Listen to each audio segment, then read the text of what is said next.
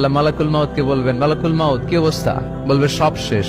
মাইয়াব্বা, কে বাকি? মালাকুল মাউত বলবে জিনেরা বাকি, যাদেরকে দেখা যায় না। আল্লাহ বলবেন জিনদেরকেও শেষ করে ফেলো, রুহু কবজ করো। মালাকুল মাউত আজরাইল জিনদের রুহু কবজ করবে। আল্লাহ এবার জিজ্ঞেস করবে, ইয়া মালাকাল মাউত আখবিরনি মাইয়াব্বা, এবার বলো আর কে বাকি? মালাকুল মাউত বলবে, আল্লাহ মানুষগুলো সব শেষ, জিনগুলাও শেষ, এবার বাকি ইবলিস শয়তান। কে বাকি?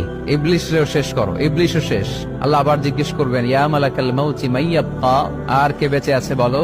মালাকুল মাউত বলবে, আল্লাহ আপনার কথা অনুযায়ী পৃথিবীর সব মানুষের রুহু কবজ করলাম, সব জিনদের রুহু কবজ করলাম, ইবলিসের রুহু কবজ করলাম, এখন আছে শুধু ফেরেশতা। আছে কারা? যাও ফেরেশতাদের রুহু কবজ করো। ফেরেশতাদের রুহু কবজ হয়ে যাবে। এবার আল্লাহ জিজ্ঞেস করবেন, ইয়া মালাকাল মাউত আখবিরনি মাইয়াব্বা। মালাকুল মাউত বলবে, আল্লাহ আপনার কথা মতো ধরে ধরে সব শেষ, ফেরেশতাও শেষ, 4 জন ছাড়া। কয়জন ছাড়া? জোরে বলেন, কয়জন ছাড়া? ইসরাফিল, জিব্রাইল, মিকাইল,